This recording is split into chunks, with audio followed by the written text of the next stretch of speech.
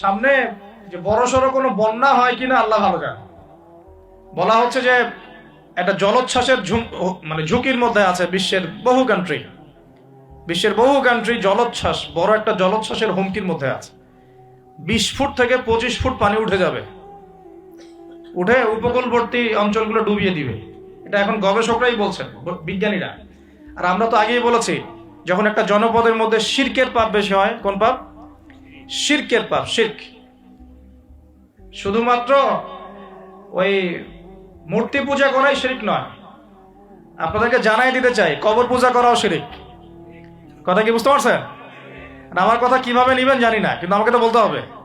শুধু মূর্তি পূজা করাই শিরক না, কবরে সেজদা করাও শিরক। তো যখন শিরকের সয়লাব হয় একটা এলাকার মধ্যে, একটা জাতির মধ্যে, তখন নূহ আলাইহিস সালামের কওমকে আল্লাহ পাক যেমন প্লাবন দিয়ে ভাসিয়ে দিয়েছিলেন, ওরকম বন্যা জলোচ্ছ্বাস প্লাবন দিয়ে ভাসিয়ে দিবেন আল্লাহ। কারণ নোংরামি ধুইতে হইলে অনেক পবিত্র পানির দরকার আর কি। আর শিরক হচ্ছে সবচেয়ে নোংরা জিনিস। আল্লাহর জমিনের সবচেয়ে নোংরা জিনিস কি? শিরক। এগুলো তো গেল ধর্মতাত্ত্বিক শিরক। এখন তো শিক্ষার মধ্যেও শিরক, শিক্ষার মধ্যেও শিরকি আকীদা ঢুকিয়ে দেওয়া হচ্ছে। এবং এটা কোন আকীদা, এটা বলার তো আর প্রশ্ন আসে না, সবাই বোঝেন কোন আকীদা। যখন মানুষ কোরআনের সৃষ্টি তত্ত্ব বাদ দিয়ে মানব রচিত সৃষ্টি তত্ত্ব বইয়ের মধ্যে ঢোকায়, এগুলো শিরক না? অর্থনীতির মধ্যে এখন শিরক আছে। কিরকম? আল্লাহ পাক হালাল যে অর্থনীতি দিয়েছেন, ওটাকে বুড়া আঙ্গুল দেখিয়ে এখন সুদ ভিত্তিক অর্থনীতি চলছে সব জায়গায়। তো আল্লাহ পাকের হালালকে যে হারাম করে, এটা শিরক না? এটা সূরা তওবা পড়বেন, সূরা তওবার 31 নম্বর আয়াত। আমি রেফারেন্স দিয়ে কথা বলছি। সূরা তওবার 31 নম্বর আয়াত পড়ে দেখবেন, আল্লাহ পাক বলছেন যে আল্লাহর হালালকে যদি কেউ হারাম করে নেয় আর হারামকে হালাল করে নেয়, এই যে পরিবর্তন, এই কাজটা, এটা কিন্তু শিরকি আকীদা, কুফর, শিরক। আপনি আল্লাহর হালালকে হারাম করতে পারেন না। আল্লাহ পাক একটা হারাম করেছেন, আপনি হালাল করতে পারবেন না। মানেন না ব্যক্তিগতভাবে, সেটা আলাদা বিষয়, কিন্তু অন্যের উপর ইম্পোজ করতে পারবেন না। মনে করেন আল্লাহ পাক হালাল করেছেন পর্দা, আপনি পর্দা করেন না, বুঝলাম, এটা আপনার ব্যক্তি স্বাধীনতা, কিন্তু আপনি পর্দাকে ব্যঙ্গ করতে পারবেন না। ব্যঙ্গ করলে কুফরি হয়ে যাবে। কথা বুঝতে পারছি ভাই? নিজে পালন করে না, সেটা আলাদা বিষয়। আমি পালন করি না, তার কাছে মনে হয় যে বেপর্দায় চললেই মনে হয় ভালো, নাউজুবিল্লাহ। ওর কাছে এটাই মনে হয়, ওর কাছে এটাকে মনে হয় প্রগতি, অগ্রগতি, উন্নয়ন। তো সে তার থট নিয়ে থাক। কিন্তু যদি সে বলে যে না, পর্দা সেকেলে প্রথা, এখন চলে না, ওই যুগে চলতো, এটাকে টিটকারি করে, ব্যঙ্গ করে, তাহলে কুফরি করবে, শিরক করবে। মনে করেন মদ আল্লাহ হারাম করেছেন, আর কিছু মানুষ মদ খায়, হারাম মনে করেই খায় বা হালাল মনে করেই খায়, মানে খায় আর কি।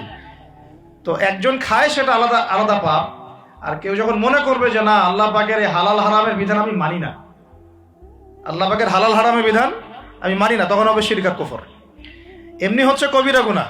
আর যখন হালালকে হারাম করে নিবে আর হারামকে হালাল করে নিবে, তখন শিরকের পর্যায়ে চলে যাবে। তো এই সিস্টেম এখন চলছে না? আল্লাহ পাকের সুদ ভিত্তিক, আল্লাহ পাকের হালাল অর্থনীতি বাদ দিয়ে সারা বিশ্বে এখন সুদ ভিত্তিক অর্থনীতি চলছে না? বুঝেন না এগুলা? অর্থনৈতিক অবস্থা ভালো না। আস্তে আস্তে বিশ্বের মধ্যে ভয়াবহ অর্থনৈতিক সংকট দেখা দিবে, এবং এই সংকটটা ফেস করবে মূলত এই মধ্যবিত্ত শ্রেণী আর নিম্ন মধ্যবিত্ত শ্রেণী। খুব ধনী দেশের কোনো সমস্যা হবে না। যারা মিডল ক্লাস কান্ট্রি বা আরেকটু নিচু মানের কান্ট্রি অর্থনৈতিক দিক থেকে, এদের সামনে ভয়াবহ একটা অবস্থা ফেস করতে হবে। সময় যাইতে দেন, আস্তে আস্তে সব স্পষ্ট হয়ে যাবে, আপনারাই বুঝতে পারবেন। অলরেডি গরিব মানুষ হাহাকার করা শুরু করেছে, হাহাকার করা শুরু করেছে। বড় লোকের তো কোনো সমস্যা নাই, গ্যাস, তেল, চাল, ডাল সবকিছুর দামও যদি বাড়ে, বড় লোকের কোনো সমস্যা আছে? আমার তো কোনো সমস্যা নাই, আমি তো খেতে পারতেছি, কোনো না কোনোভাবে খেতে পারতেছি। কিন্তু যে কৃষক, মজুর, শ্রমিক, হ্যাঁ, যারা গরিব মানুষ, এরা তো আমার মতো না। আমার জন্য 4 বার বিদ্যুতের দাম বাড়লেও কোনো সমস্যা নাই। 1000, 1500, 2000, 3000 আপনি ইফোর্ট দিতে পারছেন, আপনার তো সমস্যা নাই। কিন্তু যে ব্যক্তির মাসিক আয় 3000 টাকা, সে কি করবে? সে তো ইফতার করতে বসে বদদোয়া করা শুরু করবে। এবার বহু মানুষ ইফতারির টেবিলে বসে আল্লাহর কাছে বদদোয়া করা শুরু করবে। আমি অনেকদিন আগে বলেছি, কারণ এটা বলেছি বৈশ্বিক অর্থনৈতিক সংকটের কারণে। পুরো বিশ্বে একটা ইকোনমিক সংকট চলছে।